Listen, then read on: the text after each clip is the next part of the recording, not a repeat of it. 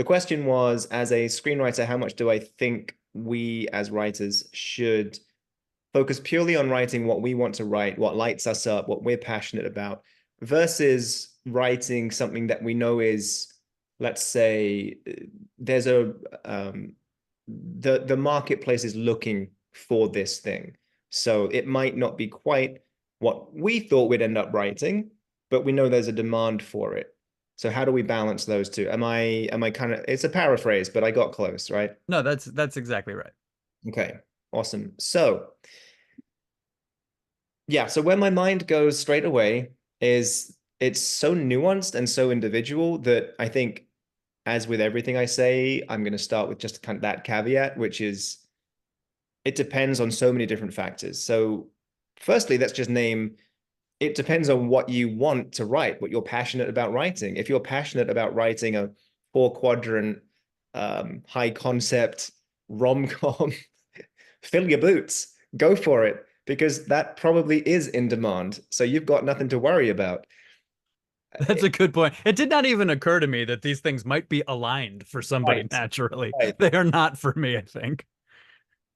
I think it's fair to say that for a lot of writers, these are not aligned because a Yeah. lot of writers, we have that internal desire to express our quirkiness and our unique take on things. And that's super important to do. So, but just to get that one caveat out the way, not every screenwriter wants to write the next um, rock opera slash, whatever. Just combine any two genres that would make a weird movie. I can't think of it right now. So I think really what it comes down to is what is going to make you happy. It sounds like a kind of I'm going to come into what I would do with this situation, Mhm. get a bit more into the details. But ultimately, if you're the kind of writer that got into the industry to write what you're passionate about and stick to that, because that's what makes you happy, that's what makes you come alive, that's where you draw that feeling of self-worth and self-respect. Stick to that, because ultimately, if you're not happy, why are you doing this? It's not an industry that's going to inherently make anybody happy. So that's really important. The most important goal here is how you feel about yourself. So if you're the kind of writer that got into the industry to sell projects, and that's what your goal is, then go ahead and do that, because that's where you draw that same feeling of self-worth, self-respect. I'm in it to be commercially successful. So being honest with yourself about, why am I doing this? And I think that's a spectrum, right? I think we're all somewhere on that spectrum. So just being aware of what really makes you happy and not being ashamed of it. So for me personally, I lean more towards what are people looking for? Because yes, I want to write things that make me happy, but I did move to LA and decide to be a writer because I want to be successful as a writer. There are different types of success. This is why this is such a caveated answer. But for me, I know what success looks like. It looks like selling projects, putting them into development, seeing them all the way through to the finish line. And for me to do that, the odds increase if I lean a bit further towards what people are looking for. So this comes back to what I was saying earlier about, having spent a long, long, long time working in marketing. There's this spectrum of what businesses do when they launch products, when they launch services. And I really like to bear this in mind. I think it's super important. And it's kind of it's analogous to what we're talking about here. At one end of the spectrum, you have businesses that launch products and services that answer an existing need. They know there's a need out there. They know there's an audience. There's a huge total addressable market. The downside is it's highly competitive because everybody else knows that there's already this demand in the marketplace. So everybody's trying to create those products, to continue the analogy. It's called red ocean, right? There's blood in the water. People are already doing it. At the very, very other end of the spectrum, you've got completely out there innovators who come up with solutions to problems we don't even know that we have. Extremely difficult to get that up and running because you have to market and sell the crap out of those ideas because we're not looking for them. Once in a blue moon, it takes off and we have this genius invention that how did we ever live without this? It's just a lot harder to make it happen in the first place. So there's a spectrum. And in the middle, there's this kind of happy place where It's similar, but it's different. And that's where a lot of big innovations come from. You think about something like Uber. Uber's very innovative, but it's kind of the same as taxis. So it's similar, we're familiar with it, but it's different enough for us to say, oh, that's innovative. Airbnb, it's kind of similar to hotels, but it's different. Netflix is kind of similar to TV or Blockbuster video, maybe, but it's different. And then you've got things like the Segway personalized transport or whatever it was called, which was so weird and it wasn't quite like anything else. And it really didn't take off how the creators thought it would.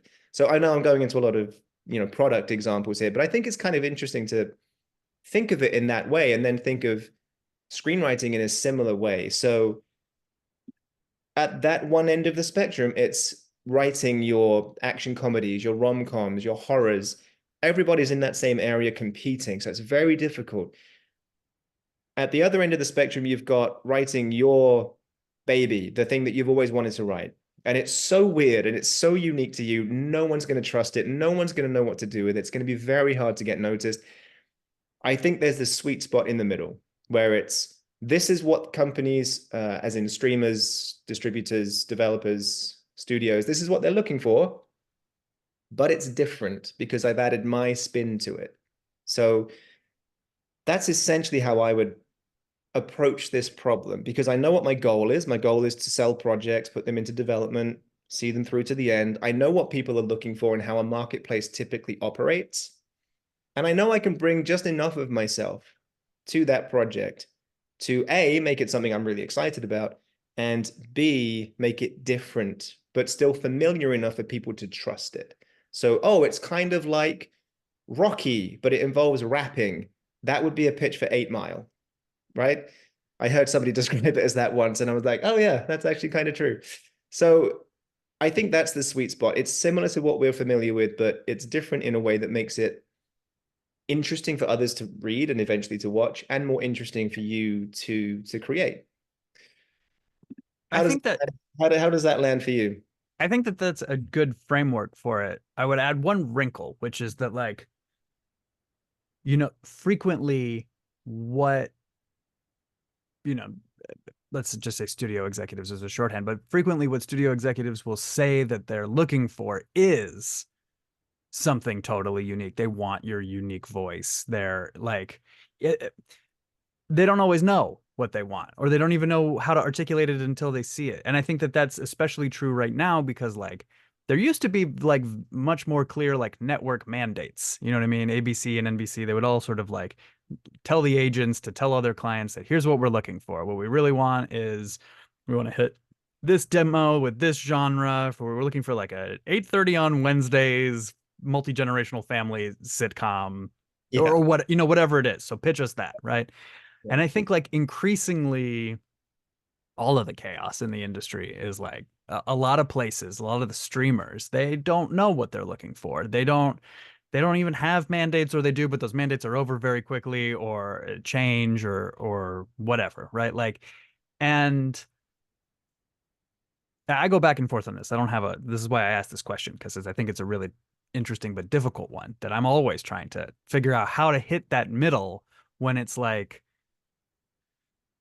on one end of it, if they know what they want, they don't need me to do it, right? Like there are all, I mean, this happened to me with a script that I wrote where my managers were like, we want to find something more commercial for you because all of your ideas are really niche. And we pitched back and forth and they were like, well, what about this? Then they gave me a log line that I was like, I love it. I can knock that out of the park. Let me write that. I spec'd that script.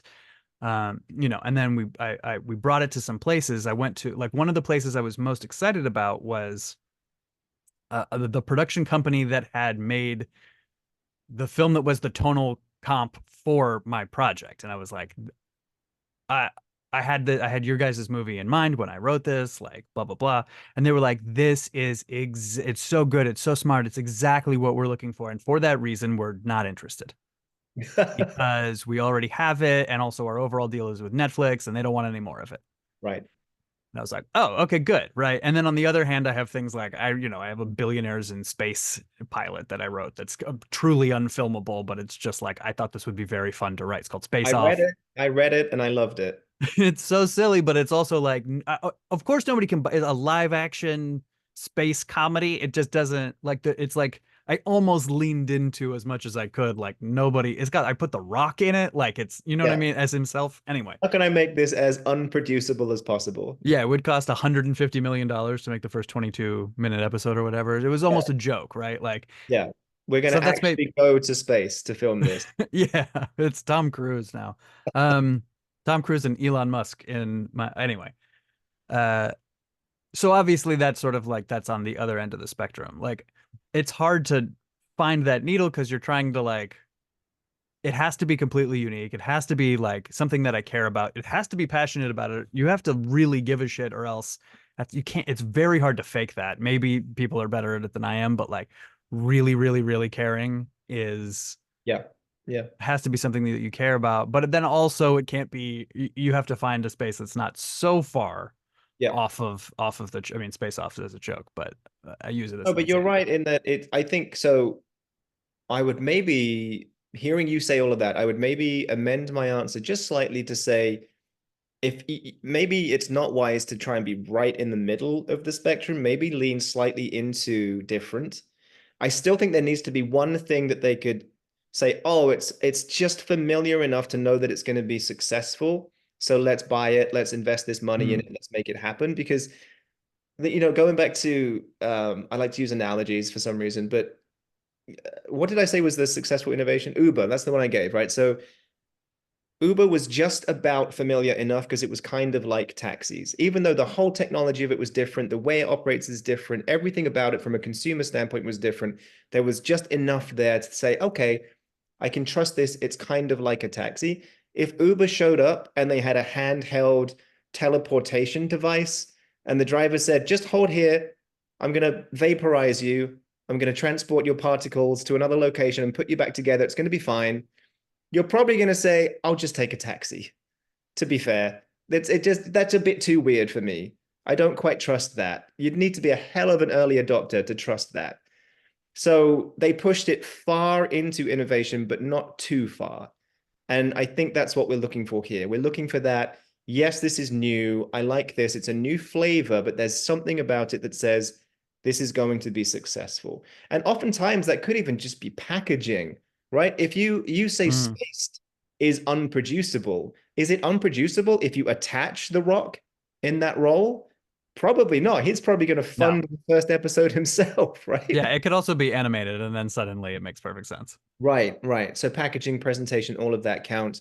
But yeah, thank you for bringing that up because you're right. I think a lot of the time people, even with their mandates, don't know exactly what they're looking for. And it's very hard to hit that kind of moving target, which is this is a different question, different answer. But another reason I often champion just being prolific as a writer and just Right. cranking out ideas because being in the right place at the right time just comes down to being in lots of places at lots of times. It's Yeah. just math, You have to really. shoot a moving target, but your gun takes 6 months to reload. Like because you have to write a new That's script every screenwriting time. right there. That is screenwriting in a Yeah. nutshell. Yeah, you're trying to hit a moving target with a 6 month reload time. No, I think that's actually, I'm going to write that down. That's probably the most accurate description of screenwriting I've ever It's heard. terrible, terrible, terrible that that's accurate, but it is. Yes. Yeah. It's not the greatest point to leave this episode on. That sounds. Well, but that's why, well, I mean, maybe you can get your reload down to cut that in half, but also, that's why it takes a while. Like I think many people, myself included, sort of got into this industry with the sort of illusion that I will do it faster. I am better Everybody. and smarter, and Everybody I'll does. I'll I'll be ahead of the curve on how fast it takes me to get where I want. Um, and it's taking me longer. You know what I mean? Like I think that's true of a lot of people.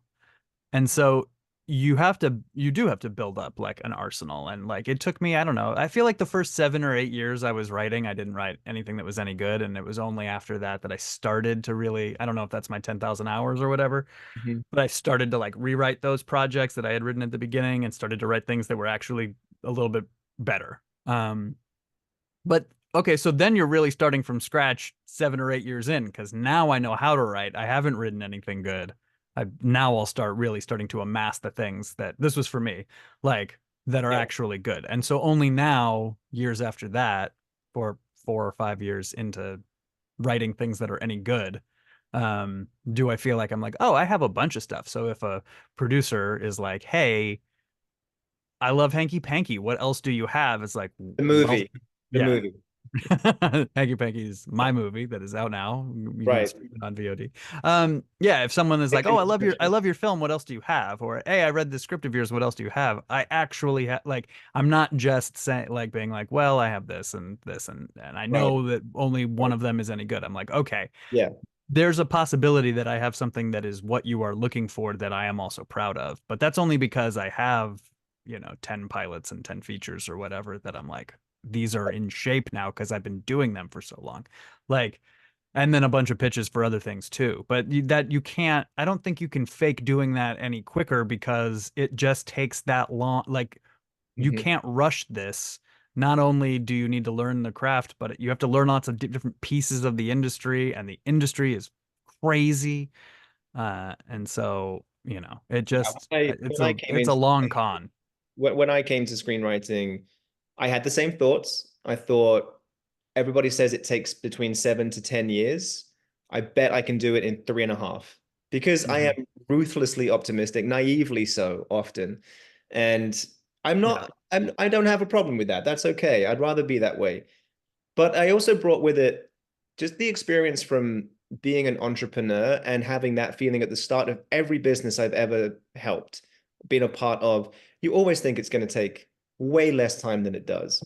So even though I came at this like, I'm sure I can do it in 3.5 years. By the way, I've been doing it for about 3 years. So I've got 6 months to make it, whatever that even Right. means. But yeah, at the same time, there was that knowledge that even though I hoped and believed that was true, it probably wasn't true. And if everybody says it takes 7 to 10 years, it takes 7 to 10 years. Otherwise, why would everybody be saying that? Yeah. I think now probably also it takes longer because of the various contractions and sea changes and instabilities within the industry. Yeah, I think you I could. gave myself when I started, I was like 5 years to have my have like a foothold. That took Mhm. like 6 or 7, so I almost did that. But then I was like, and then 15 years to have the established career that I wanted, and that's creeping up. That's like 2028, I guess. Mm, And I wanted to be sort of like consistently working as a showrunner or screenwriter in 15 years. That was my like yeah. goal. I guess I still have a few years to do that, but that doesn't seem like it seems like it will be still a rocky road, and maybe I'll be fortunate enough to get to make a bunch of weird stuff and make some money and work on things um Well, so I for do the want to foreseeable just future. add to, because you've just made me think of one addition to the answer I gave, which is that I think also just along a timeline, you'll probably shift where you are on that spectrum of commercial versus what you want to do. Because Yeah. the longer you've been in the game, the more of a reputation you have, the more likely it is you can write whatever you want and still get interest. So it's probably healthier to start leaning more towards what are people looking for and still bringing yourself to that, still making it different because that's what's going to get you attention and get that reputation, get you representation, etc. But then, yeah, as the years go by and you have a stronger foothold, you can definitely lean more towards writing that crazy thing you've always wanted to write. I mean, one of the first movies I ever thought about writing, I still haven't written yet because I know it's so specific to one specific era of my life. It's such a niche. Nobody else would be interested in it. But I still plan to write that movie one day. I'm waiting until I feel like I have enough clout to even get it read by somebody. And maybe that day never comes, but that's the kind of project that maybe would be best served a bit later on. And now I'm hearing myself say this. There's another caveat that I just need to add because somebody out there who's listening to this or even asking themselves this question, absolutely should ignore my advice and write the craziest thing that comes to them, because that's going to be the next Saltburn or the next Right. hanky panky, right? It's going to take off in some weird and wonderful way that nobody could have predicted. And I think law of averages, you have to play by what's probable, and what's probable is that project isn't going to see the light of day. But for some people it will, and it will be amazing, and it will be that launch platform for you. So it's such a tricky question.